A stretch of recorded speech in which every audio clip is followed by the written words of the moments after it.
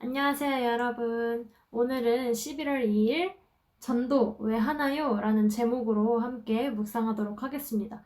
먼저 말씀을 읽고 온 다음에 영상을 보도록 할게요. 우리가 계속 예레미야를 지금까지 묵상해왔는데 11월부터는 데살로니가 전서를 함께 보게 되었습니다.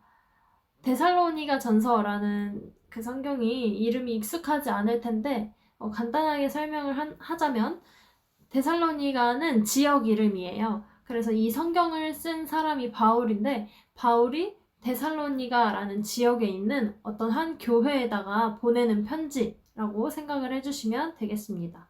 이번에 오늘 본문 말씀에서 바울이 말하고자 하는 주제는 전도였어요. 여러분은 전도라는 말을 들으면 어떤 생각이 드시나요? 전도가 뭐라고 생각하나요?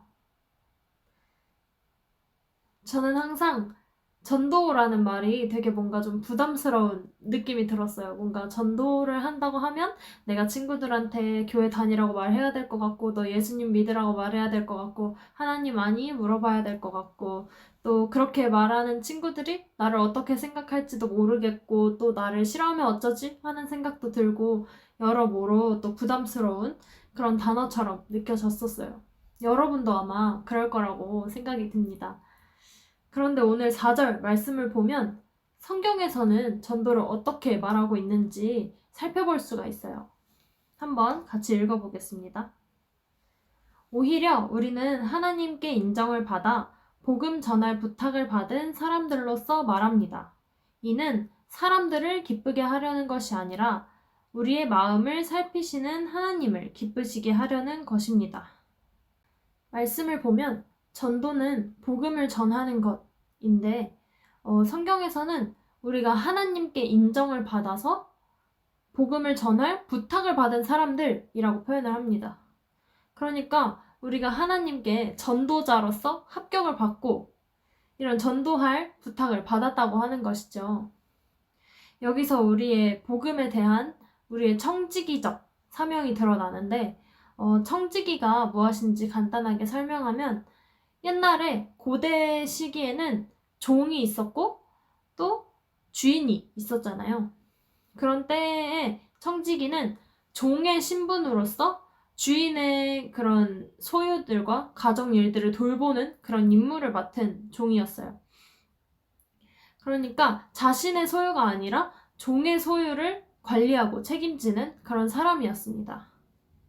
우리가 전도에 있어서 이런 청지기와 같다는 말은 하나님께서 이 세상에 복음을 전하는 일을 우리에게 맡기신 거예요.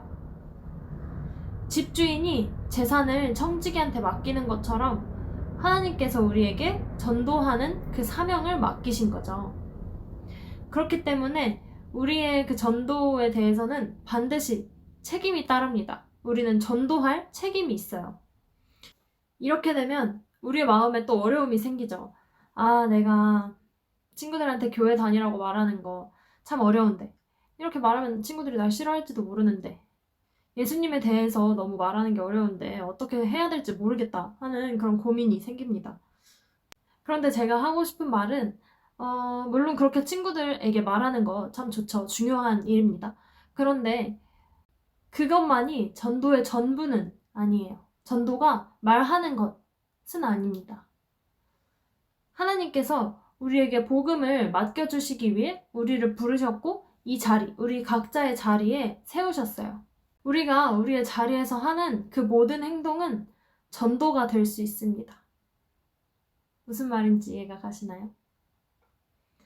우리가 뭐 굳이 친구들한테 너 예수님 믿어라, 너 하나님 아니? 뭐 이런 말을 하지 않아도 우리가 각자의 자리에서 삶을 살아가는 그 모습만으로도 충분히 전도가 될 수 있다는 것입니다.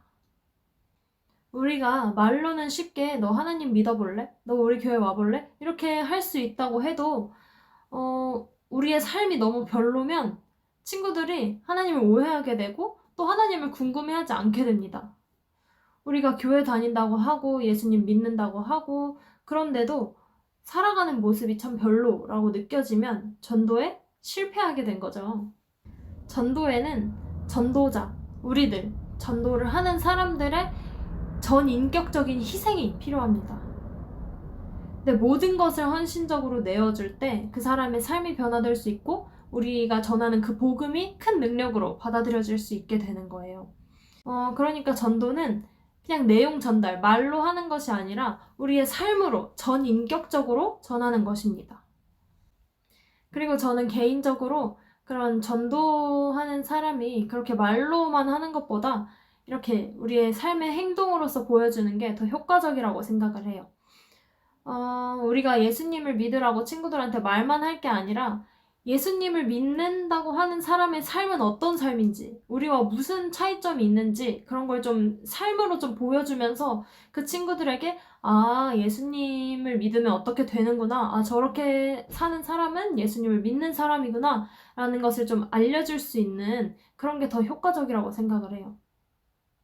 이렇게 우리의 삶을 정말 직접 보여주는 것을 통해서 전도를 할 수 있을 거라고 저는 생각을 해요. 여러분도 마찬가지로 삶을 살 때 어떻게 살아가는 것이 예수님을 믿는 사람의 삶인지 좀 보여주는 그러한 전도를 할 수 있는 여러분들이 되셨으면 좋겠습니다. 그럼 기도하고 마무리할게요. 기도하겠습니다. 하나님, 오늘도 우리에게 데살로니가 전서 말씀을 통해서 전도가 무엇인지 또 어떤 전도를 하나님께서 기뻐 받으시는지 우리들이 살펴보게 되었습니다. 전도하는 것이 결코 쉽지 않지만 우리의 삶과 행동을 통해서 다른 사람들에게 복음을 전할 수 있는 저희가 될 수 있도록 함께 해주세요. 예수님의 이름으로 기도드렸습니다. 아멘.